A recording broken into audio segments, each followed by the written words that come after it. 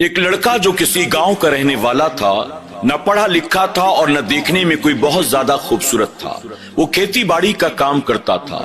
اس کے بہت سارے رشتہ دار مختلف شہروں میں رہتے تھے۔ انہی رشتہ داروں میں اس کا ایک اپنا سگا چچا ایک شہر میں اپنی پوری فیملی کے ساتھ رہتا تھا۔ اس کے چچا کی ایک بیٹی تھی جو جوان تھی، خوبصورت تھی، بہت زیادہ پڑھی لکھی تھی۔ ایک مرتبہ کسی فیملی فنکشن کے موقع پر اس دیہاتی لڑکے کی نظر اپنے چچا کی بیٹی پر پڑ جاتی ہے۔ اس نے جیسے ہی اپنے چچا کی بیٹی کو دیکھا، اس کے دل میں اپنے چچا کی بیٹی کے لیے محبت پیدا ہو گئی اور اس نے دل ہی دل میں اس بات کا پکا ارادہ کر لیا کہ میں جب بھی نکاح کروں گا تو اپنے چچا کی اسی بیٹی کے ساتھ نکاح کروں گا۔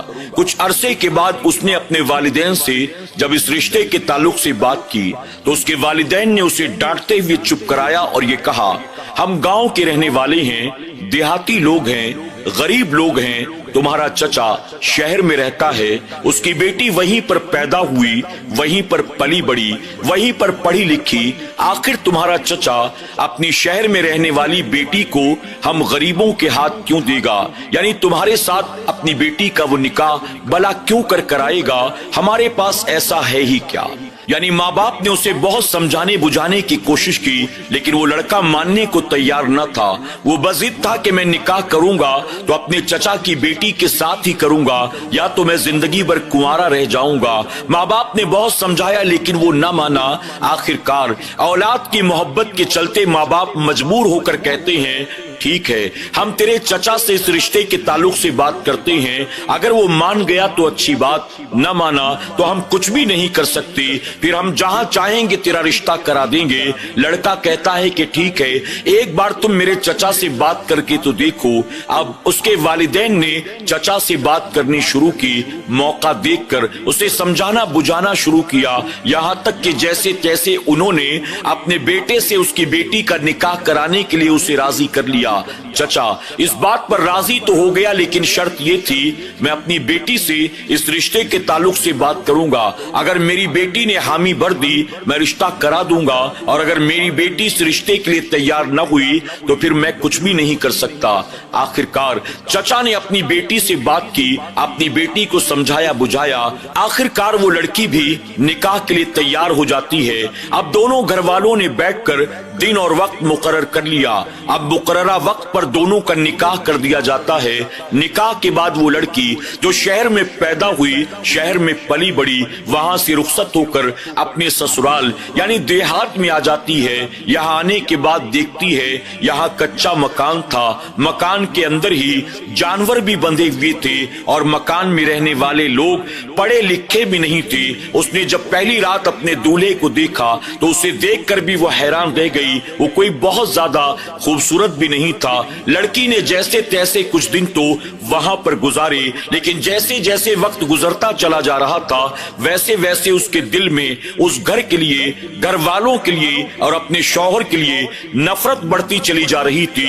اس لڑکی نے سوچا معاملہ رشتہ داری کا ہے، ورنہ میں اپنے ماں باپ سے طلاق کا مطالبہ کرتی اور کہتی مجھے اس آدمی کے ساتھ ہرگز نہیں رہنا، میں طلاق لینا چاہتی ہوں۔ لیکن چونکہ دونوں ایک ہی خاندان سے تعلق رکھتے تھے اور میں نے بھی نکاح سے پہلے اپنی رضا ظاہر کر دی تھی، اب بھلا انکار کروں تو کیسے کروں؟ اگر میں انکار کرتی ہوں تو تعلقات ہمیشہ کے لیے خراب ہو جائیں گے۔ اب لڑکی یہ من بنا کر بیٹھی تھی جیسے ہی مجھے اپنے مائکے جانے کا موقع ملے گا، مائکے جانے کے بعد کسی نہ کسی بہانے میں واپس نہیں آؤں گی بلکہ وہیں پر رہ جاؤں گی۔ شادی کے چند دنوں کے بعد وہ لڑکا اپنی بیوی کو ساتھ لے کر اس کے مائکے یعنی شہر آتا ہے۔ اسے اس کے ماں باپ کے گھر چھوڑ کر وہ دوبارہ پلٹ کر اپنے گاؤں واپس آ جاتا ہے۔ اب واپس آنے کے ہفتے 10 روز کے بعد اس کی ساس کا اسے فون آتا ہے۔ ساس کہتی ہے کہ بیٹا اپنی بیوی کو لینے نہیں آئے، آؤ بہت دن ہو گئے، اپنی بیوی کو آ کر لے جاؤ۔ اب وہ لڑکا دوبارہ تیار ہو کر शहर पहुंचता है, अपनी बीवी से कहता है कि मैं तुम्हें लेने आया हूं, तैयारी करो। अब लड़की जो कि वापस नहीं आना चाहती थी, उसका जरा भी मन नहीं था कि मैं दोबारा इस आदमी के साथ वापस इसके घर जाऊं, लेकिन वापस न जाने का बहाना क्या करूं, उसे कुछ भी समझ में नहीं आ रहा था। आखिरकार मजबूरन अपने माँ बाप का मुंह देखकर वो अपना सामान बांधती है और अपने शौहर के साथ रवाना हो जाती है। अब दोनों मियाँ बीवी शहर से दोबारा गांव की तरफ पलटते हैं। सफर करते करते करते करते एक मकाम पर पहुंचकर लड़की बैठ जाती है और शौहर से कहती है, मुझे बहुत प्यास लगी है, तुम कहीं से मेरे लिए पानी का इंतजाम कर लाओ। अब शौहर देखता है कि आसपास तो कोई आबादी नहीं है, अब पानी लाऊं तो कहां से लाऊं। आखिरकार वो बीवी से कहता है कि तुम बैठो, मैं अभी तलाश करके लाता हूं। अभी वो कुछ दूर आगे गया था कि उसकी नजर एक कुएं पर पड़ती है। वो देखकर बड़ा खुश हुआ कि कुएं के ऊपर रस्सी और बर्तन दोनों चीजें मौजूद थी। वो तेजी के साथ आगे बढ़ता है, बर्तन को कुएं के अंदर डालता है, वो पानी भरकर उसे बाहर खींचना शुरू करता है। और इधर बीवी के दिल में शैतान वसवसा पैदा करता है, अगर तू अपने शौहर से जान छुड़ाना चाहती है, इससे बेहतर मौका तुझे दोबारा कभी नहीं मिलेगा। जाकर अपने शौहर को कुएं में धक्का मार दे, हमेशा के लिए उसका काम तमाम हो जाएगा और तेरी जान भी छूट जाएगी। अब बीवी के दिल में जैसे ही ये वसवसा पैदा हुआ, तेजी से आगे बढ़ती है। अनकरीब था कि शौहर कुएं से बर्तन को बाहर निकालता, बीवी ने अचानक उसे पीछे से धक्का मारा, वो मुंह के बल कुएं के अंदर जाकर गिर जाता है। बीवी ऊपर से झांक कर देखती है, वो अंदर कुएं में पड़ा था। अब बीवी मुतमईन होकर वापस पलटती है, अपने सामान को उठाती है और दोबारा अपने मायके वापस आ जाती है। जब उसके माँ बाप ने उसे देखा तो हैरान रह गए। माँ बाप पूछते हैं कि बेटी, तुम तो अपने ससुराल जा रही थी, आखिर वापस कैसे आ गई? तुम्हारा शौहर कहाँ है? तुम आखिर अकेली क्यों हो? अपने माँ बाप के इन सवालात को सुनते ही लड़की जारो कतार रोना शुरू कर देती है और रोते रोते कहती है कि तुमने तो एक जाहिल देहाती के साथ मेरा निकाह करा दिया। उसकी तो ना शक्ल अच्छी है, ना उसकी अकल अच्छी है, उसे क्या पता कि बीवी क्या होती है। वो मुझे अपने साथ यहाँ से लेकर निकला, एक जगह पर ले जाकर मुझे बिठा दिया और ये कहकर चला गया, मैं सवारी का इंतजाम करके आता हूँ, तुम मेरा इंतजार करो। मैं उसका इंतजार करती रही। आधा घंटा हो गया, 1 घंटा हो गया, 2 घंटे हो गए, दूर दूर तक उसका कोई नामो निशान भी न था। शाम होने वाली थी, मुझे दरिंदों का डर लग रहा था, मुझे इंसानों का डर लग रहा था। मैं अकेली वहां बैठी थी, अगर कोई जंगली दरिंदा आ जाता तो क्या होता? अगर कोई इंसान तन्हाई में मुझे देखकर वहां आ जाता तो क्या होता? मेरी तो इज्जत का खतरा था, मेरी तो जान का खतरा था।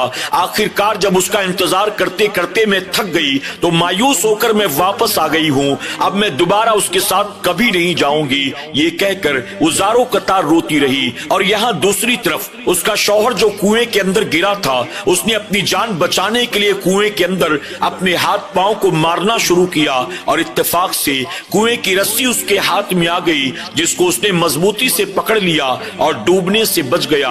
अब चूंकि वो डूबने से बच गया, अब वो बाहर निकलने के बारे में सोचने लगा।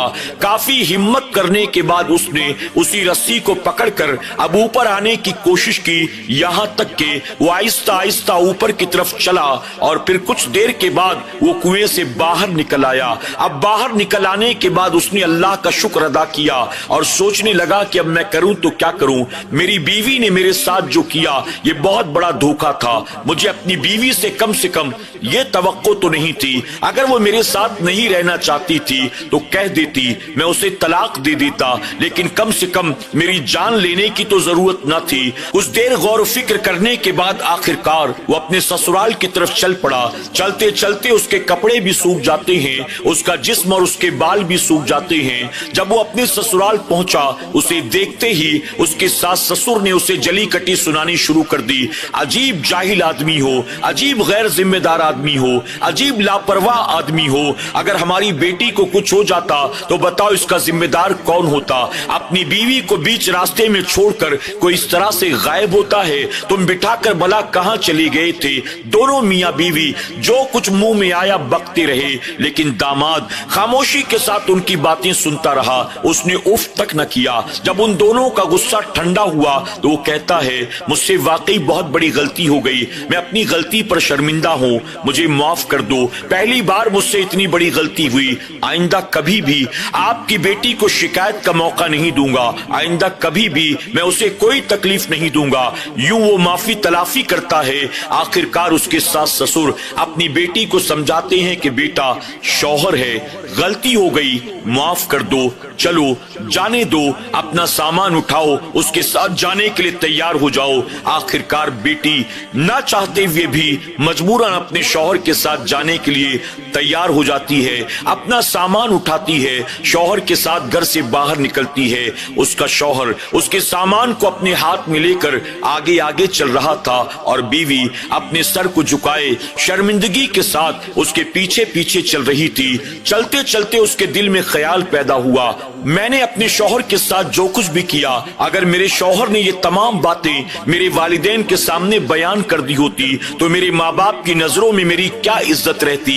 میرے شوہر نے میرے ماں باپ کی جلی کٹی باتیں سن لی، لیکن اف تک نہ کہا، میرے بارے میں ایک جملہ بھی نہ کہا۔ میرا شوہر اگرچہ گاؤں دیہات کا ہے، اگرچہ بے پڑھا لکھا ہے، اگرچہ بہت زیادہ خوبصورت نہیں تو کیا ہوا، میرا شوہر خوددار ہے، میرا شوہر نیک سیرت کا مالک ہے، میرا شوہر اچھے کردار کا مالک ہے، میرا شوہر اپنی بیوی کی پردہ پوشی کرنا جانتا ہے۔ اب اس نے اپنے دل سے اپنے شوہر کی نفرت کو نکالا، اپنے شوہر کی محبت کو پیدا کیا اور دل ہی دل میں اس بات کا ارادہ کر لیا اب جینا بھی اسی کے ساتھ ہے اور مرنا بھی اسی کے ساتھ ہے۔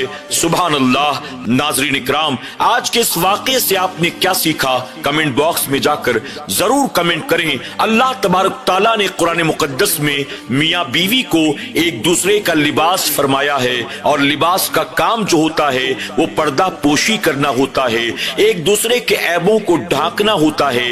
یہ نہیں کہ شوہر لوگوں کے سامنے بیوی کی برائیاں کرتا پھرے اور لوگوں کے سامنے بیوی شوہر کی برائیاں کرتی پھرے، بلکہ اگر بیوی میں کوئی عیب ہے تو شوہر پردہ پوشی کرے، اور اگر شوہر میں کوئی برائی ہے تو بیوی اس کے عیبوں پر پردہ ڈالے۔ اللہ تبارک و تعالیٰ ایسے واقعات سے ہمیں اور آپ کو سبق حاصل کرنے کی توفیق عطا فرمائے، آمین یا رب